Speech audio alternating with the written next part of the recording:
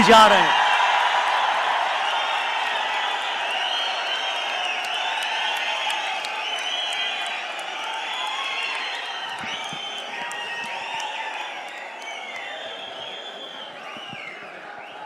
जनाब फारूक अब्दुल्ला जी, भरत सिंह सोलंकी जी, डॉक्टर मुमताज शाह जी, भैया भैया भैया थोड़ा साइड हो जाइए।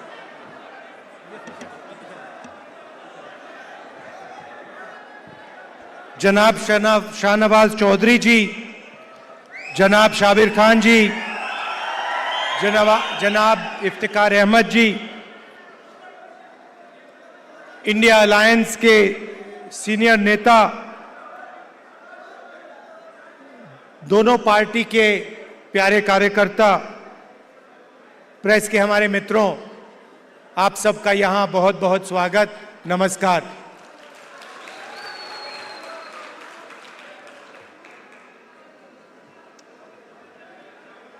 फारूक साहब ने नफरत की बात करी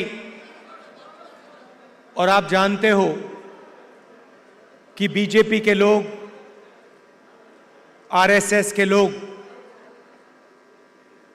जम्मू कश्मीर में, बाकी स्टेट्स में 24 घंटा नफरत और हिंसा फैलाते हैं। जहां भी ये जाते हैं भाई को भाई से लड़ाते हैं। जम्मू कश्मीर में, उत्तर प्रदेश में, बिहार में, मणिपुर में, पूरे देश में ये नफरत फैलाते हैं। इनका यही काम है और ये कुछ जानते ही नहीं है।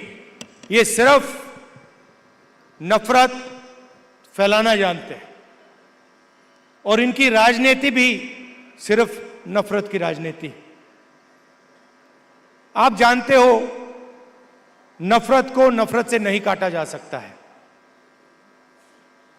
आपने देखा होगा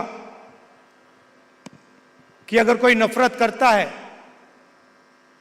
उसको नफरत से नहीं, सिर्फ मोहब्बत से काटा जा सकता है। और इसीलिए ये जो विचारधारा की लड़ाई है, एक तरफ नफरत फैलाने वाले लोग हैं और दूसरी तरफ मोहब्बत की दुकान खोलने वाले लोग हैं।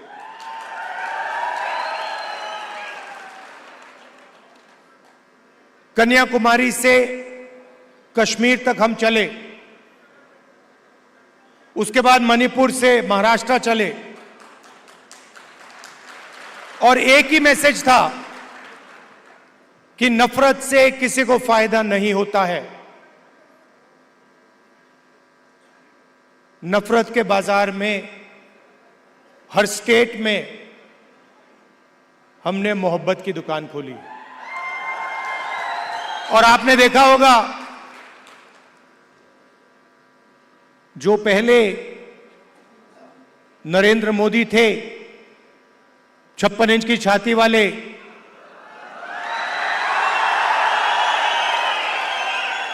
आपको उनका चेहरा दूर से दिखाई देता है। मैं तो पार्लियामेंट में उनके बिल्कुल सामने खड़ा रहता हूं, तो साफ दिखता है कि वो जो पहले नरेंद्र मोदी थे, वो आज नरेंद्र मोदी नहीं बचा है। और आज जो भी विपक्ष करवाना चाहता है, हम करवा देते हैं। वो कानून लाते हैं, हम उनके सामने खड़े हो जाते हैं, वो कानून पास नहीं करते हैं, नया कानून लाते हैं। तो जो कॉन्फिडेंस इनकी थी पहले, वो अब खत्म हो गई है। नरेंद्र मोदी जी को की जो साइकोलॉजी है, उसको हमने तोड़ दिया है।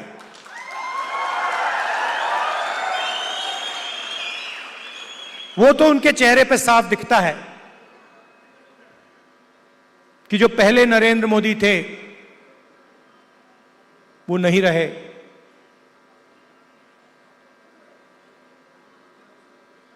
इलेक्शन के दौरान उन्होंने कहा, जब प्रेशर बढ़ा, जब उन पर दबाव लगा, तो फिर चुनाव के दौरान उन्होंने कहा कि भाई मैं तो बायोलॉजिकल है ही नहीं, मतलब मैं बायोलॉजिकल नहीं हूं, मेरा डायरेक्टली कनेक्शन ऊपर है, मैं डायरेक्टली बात करता हूं।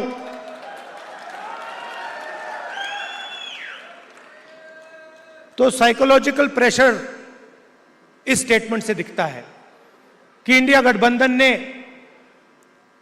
नरेंद्र मोदी को हमेशा के लिए साइकोलॉजिकली तोड़ दिया है, खत्म कर दिया है। और हमने नफरत से नहीं किया, वो नफरत फैलाते हैं, हमने मोहब्बत से, बिना नफरत के नफरत को हराने का काम किया है। आप देखिए, हिंदुस्तान में यूनियन टेरिटरी को स्टेट में बदला गया है, बहुत बार हुआ है, यूनियन टेरिटरी को स्टेट बनाया गया है। स्टेट के दो भाग भी किए गए हैं, एक स्टेट को बांटा गया, आंध्रा और तेलंगाना में, मध्य प्रदेश में से छत्तीसगढ़ निकाला गया, झारखंड, बिहार में से बनाया गया। मगर पहली बार हिंदुस्तान के इतिहास में पहली बार स्टेट को यूनियन टेरिटरी यहां बनाया गया है। आपका जो हक है, लोकतांत्रिक हक है, वो आपसे छीना गया है। और यह पहली बार हुआ है हिंदुस्तान की हिस्ट्री में, पहली बार एक स्टेट से कहा गया है, जम्मू कश्मीर से कहा गया कि नहीं, अब आप स्टेट नहीं रहोगे, अब आप यूनियन टेरिटरी बनोगे।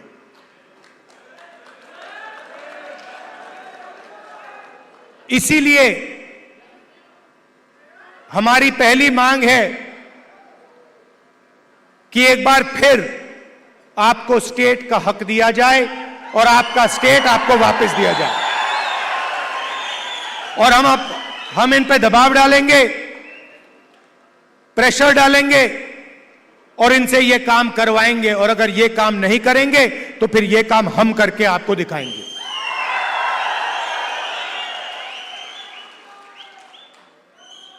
पूरे देश में नरेंद्र मोदी जी ने बेरोजगारी फैला रखी है। 2-3 अरबपतियों को यह पूरा का पूरा फायदा देते हैं। भाइयों और बहनों, 25 सबसे बड़े अरबपतियों का इन्होंने 16 लाख करोड़ रुपए कर्जा माफ किया है। आप सोचिए, 16 लाख करोड़ रुपए अदानी अंबानी जैसे लोगों का इन्होंने कर्जा माफ किया। नोटबंदी लागू की, गलत जीएसटी लागू किया, और जो देश को रोजगार देते थे, जो छोटे बिजनेस वाले थे, स्मॉल और मीडियम बिजनेस वाले थे, स्मॉल और मीडियम इंडस्ट्री थी, उनको सबको इन्होंने खत्म कर दिया।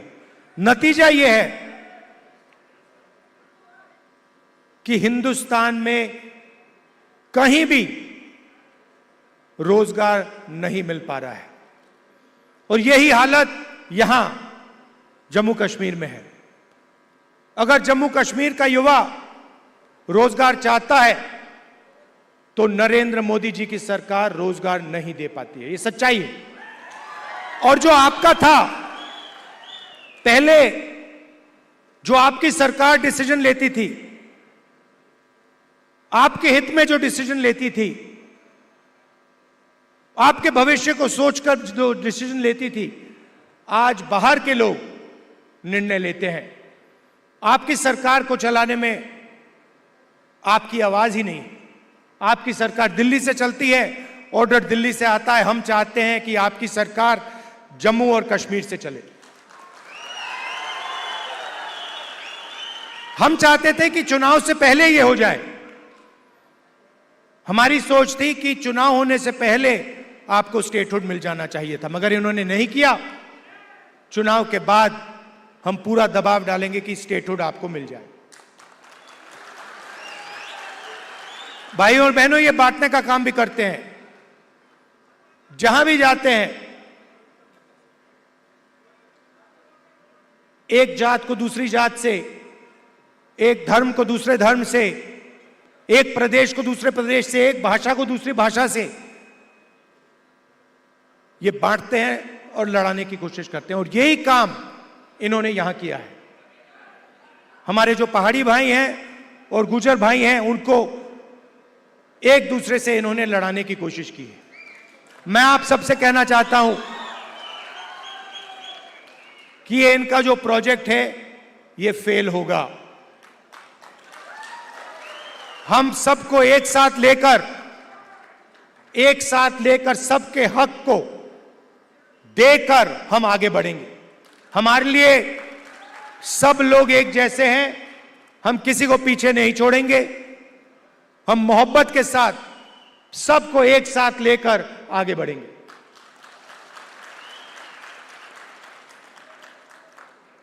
यहां पे कांग्रेस पार्टी के कैंडिडेट हैं, नेशनल कॉन्फ्रेंस के भी कैंडिडेट्स पास में लड़ रहे हैं। जहां भी कांग्रेस पार्टी के कैंडिडेट्स हैं, नेशनल कॉन्फ्रेंस के लोग, नेशनल कॉन्फ्रेंस के कार्यकर्ता, आप पूरा समर्थन उनको दीजिए। और जहां भी नेशनल कॉन्फ्रेंस के कैंडिडेट्स हैं, मैं कांग्रेस पार्टी के कार्यकर्ताओं से कहता हूं कि आप पूरे दिल से उनको समर्थन दीजिए और उनको जिताने का काम कीजिए। आप सबका मैं दिल से धन्यवाद करता हूं। इतनी सुंदर जगह यहां आपने मुझे बुलाया, कम टाइम के लिए यहां हूं। मैं चाहता हूं कि अगली बार आऊं तो 2-3 घंटे के लिए नहीं, मगर 1-2 दिन के लिए मैं यहां आऊं, आपके बीच में रहूं। और आप जानते हो कि जो भी आप चाहते हो, मुझसे जो भी आप काम करवाना चाहते हो, पार्लियामेंट में जो भी कहलवाना चाहते हो, मैं आपके लिए तैयार हूं। आपको सिर्फ हुक्म देना है जम्मू कश्मीर के लोगों को, और मैं जहां भी आपकी मदद कर सकता हूं, मैं आपकी मदद करने के लिए तैयार हूं। आप सबका दिल से बहुत बहुत धन्यवाद। नमस्कार। जय हिंद।